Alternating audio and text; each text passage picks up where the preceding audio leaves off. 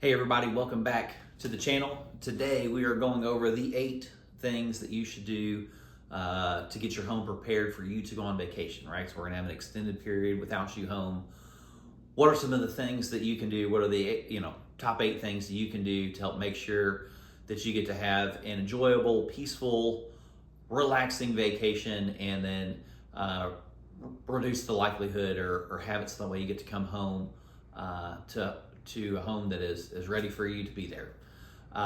So first and foremost, I think it's an easy one, turning off appliances. And no, I'm not talking about your dishwasher and your refrigerator and those sort of things, but in the kitchen, right? So any of the appliances that you may have on the countertop, coffee makers, air fryers,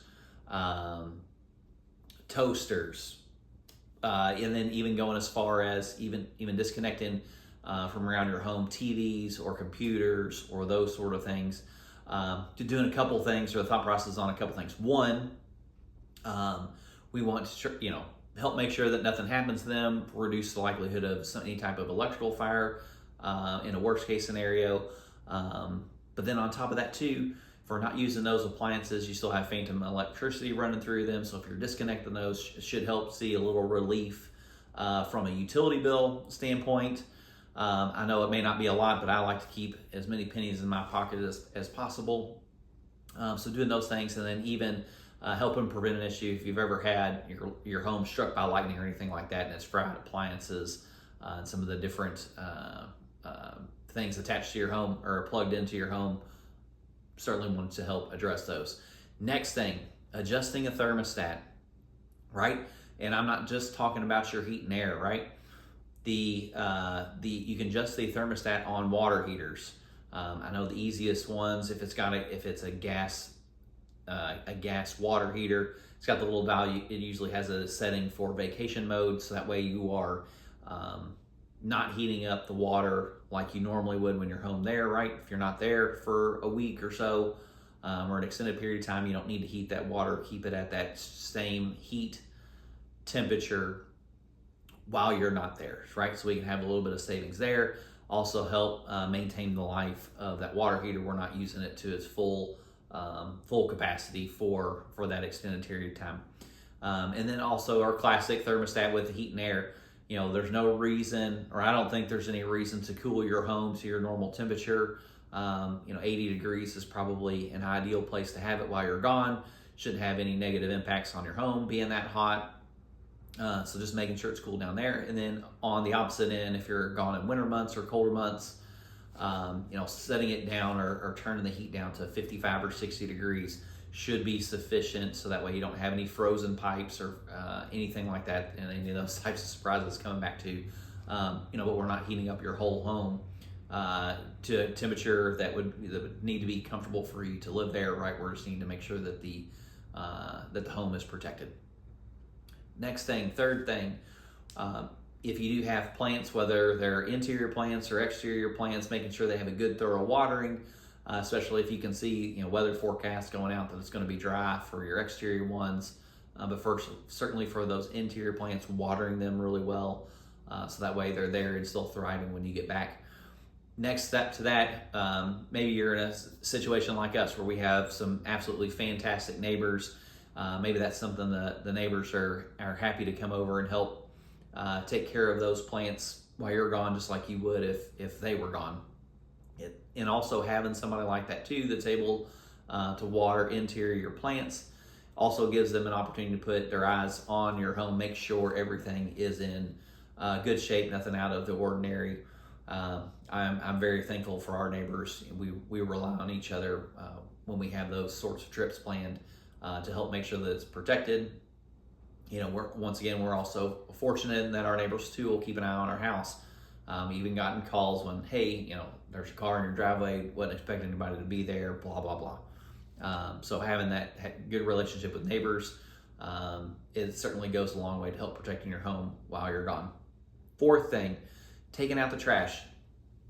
Super simple here, right? If you've got table scraps or food items that have been put into the trash, certainly don't want those funky smells when you come back home, or even worse, having some of the different bugs or flies or fruit flies or whatever that can grow from those if we don't take those out. So making sure all that trash is taken out, put outside the home to make sure that it's more pleasant when we return home. We also typically make sure all of our dishes and whatnot are clean too, right? Don't want anything funky growing on the dishes when we get back, or have them being the cause for insects to be coming into the home. The next thing is securing your home. Make sure that your deadbolts are locked, doors are locked, windows are locked. If you have a security system, making sure that it's turned on and activated. If you want to go the next step further, you can have lights that automatically come on and off at different times, so that way it gives the appearance that somebody's home to somebody that doesn't know.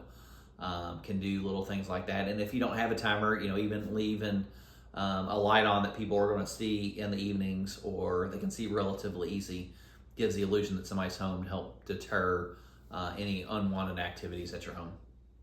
Next thing, and this is more so if you're going to be gone for a longer trip, but pausing your mail, or they have mailboxes that they can the mailman can put it in there and it goes down and has a larger collection area if you're going to be gone, or if you have that good relationship with the neighbor, maybe that's something that they can grab and leave it in your home and ready for you when you get back. The next thing, number 7, is emptying out your fridge, right? So similar to the trash, we want to make sure that we don't have any of those science experiments growing in your fridge. So any of those perishable items or things that are close to expiration, maybe it's time to get rid of those. But I would check not only your fridge, but I would also check pantry for any of those foods that may not last while you're gone. Certainly want to make sure you continue to have a healthy environment that's safe. So making sure that we get all of those perishable items out of the fridge goes a long way. I know the fridge is a common one, but any of the other places, I know lots of times before we go on vacation, we try to limit groceries that we're acquiring, and we call it cleaning out the fridge and pantry. So we'll try to get a little creative on coming up with items, so that way we have less food in our home. So this is much less likely to occur before we go on a trip. And then the last one, finally get to use a real estate term, a final walkthrough, right? Go through your home, make sure that you have done those items, that you haven't forgot about anything, something doesn't need to be put away or moved or adjusted, little things, certainly with kids, right? Notorious for leaving things on that aren't supposed to be done, or leaving water running, heaven forbid, while we're not there. Make sure all those things are in good shape before we leave. A lot of times, you can take and make a list of the items that you want to make sure are accomplished before you leave, and run through that checklist, make sure that if everything definitively has done. Or sometimes my wife and I even just kind of verbally go through a checklist of things, because doing it verbally, we may come up with something that we wanted to get finished that didn't make it to the list. So running through that and making sure that it's all through your mind helps make sure that once you return, everything's back the way it is. So that way you get to relax, enjoy time with whomever you're traveling with. A trip is much more enjoyable knowing that you have your house well taken care of and ready for that nice trip. So hopefully, once again, this has been some good information. Would love to get some more likes and subscribes to our channel. We're going to continue to bring some more content to you guys. And if you would like to comment on some other ideas, please feel free. Happy to share some more insights. Thanks. Have a great day.